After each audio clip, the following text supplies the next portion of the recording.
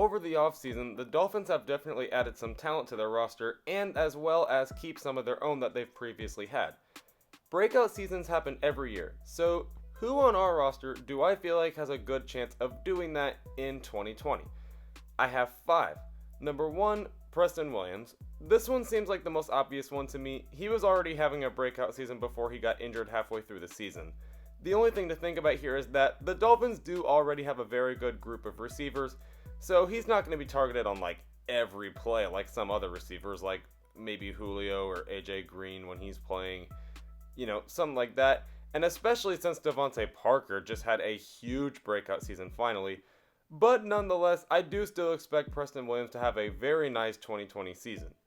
Number 2 is Noah Eggman. He's in the same situation as Williams. His position is one that the Dolphins are already really solid in, which is corner.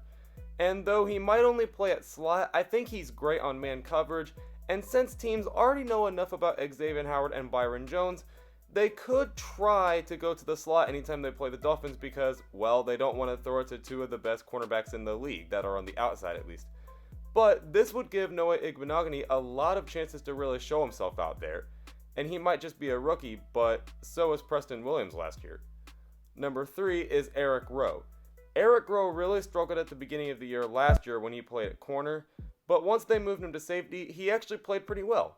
And considering that Rashad Jones is now gone, and frankly Rowe is kind of our top safety now, it could mean that he's poised to have a much bigger 2020 season as he continues the momentum that he had. Number 4 is Tua Tagovailoa. Now, I'm still holding on to my prediction that he won't play this year, or at least not till the very end, but this is a potential breakout star list, so if the Dolphins do indeed play him, there's absolutely a chance that he goes out there and plays lights out. He's a talented guy with a ton of receivers to work with, and I think he's also got a really good coaching staff. I expect the whole offense as a whole to play pretty well with Chan Gailey as offensive coordinator. It seems like it'll be good for the young guys, and it's RPO heavy, which is something that Tua will definitely thrive in. And number 5 is Mike Gesicki. This is the one I'm the most worried about personally because Gesicki was already having a really good sophomore season last year. I don't know if I'd call it a breakout season, I suppose you could, but he did definitely come along towards the end and show his uber athleticism out on the field.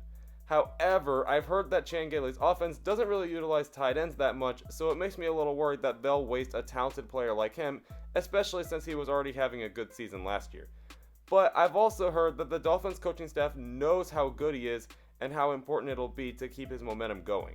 And I do trust that ultimately they're going to do that, and Mike Gesicki is going to have a good 2020 season. And I'm going to say it, I think unless your name is George Kittle, Mike Gesicki is the most talented and athletic tight end in the league. I said it. You just got to use him well.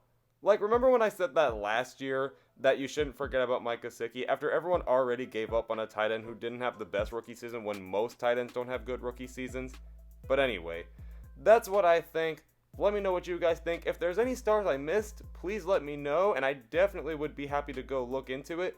Other than that, I'll catch you guys later.